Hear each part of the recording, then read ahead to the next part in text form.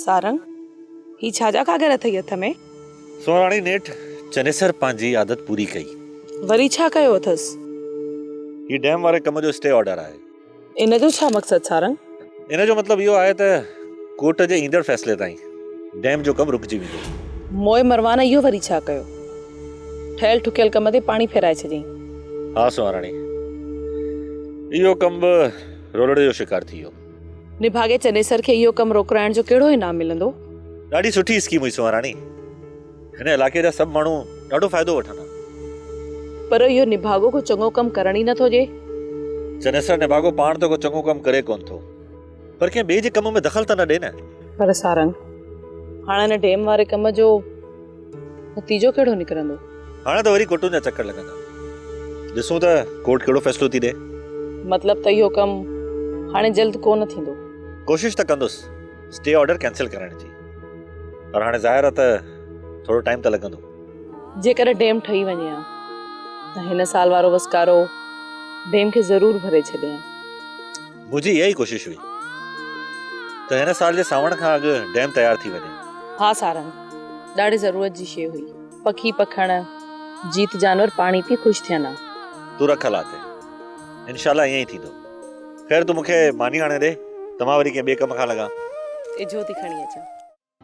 तूं त उते शहर में वेठी आई न, मां तोखे छा ॿुधायां त मां केतिरी परेशान आहियां। साइण आउं तोसे हिकु ॻाल्हि करण आयो आहियां। मां तोसां पोइ थी ॻाल्हायां। हा रमू, छा थियो? पंहिंजे ॻोठ वारे सारंग हिकु भलो कमु कयो साइण, पर साइण मुंहिंजे उहो कमु करणु की न ॾिनो। कहिड़ो कमु कयो सारंग जेको मुंहिंजे करणु न ॾिनोसि? साइण पाणीअ जे लाइ हिकु वॾो तलाउ पियो ठहियो। सॼे तरह जा माण्हू उन तलाउ मां पाणी पीअनि हा।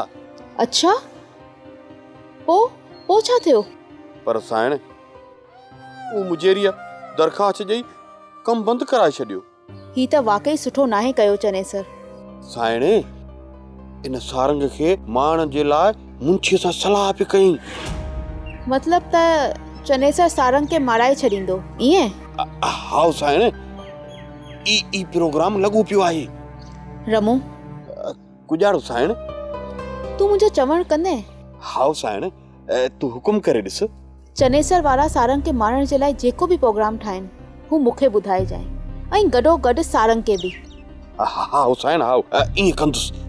हाणे आउं हलां? हाणे तूं भली वञ। सोप सीरियल सारंग जा तमाम एपिसोड्स ॾिसो HD क्वालिटी में। विजिट करियो असांजो YouTube channel Sindh TV HD drama. Subscribe कयो असांजो official YouTube channel Sindh TV HD drama ऐं वधीक अपडेट लाइ बेल आइकन खे क्लिक करियो।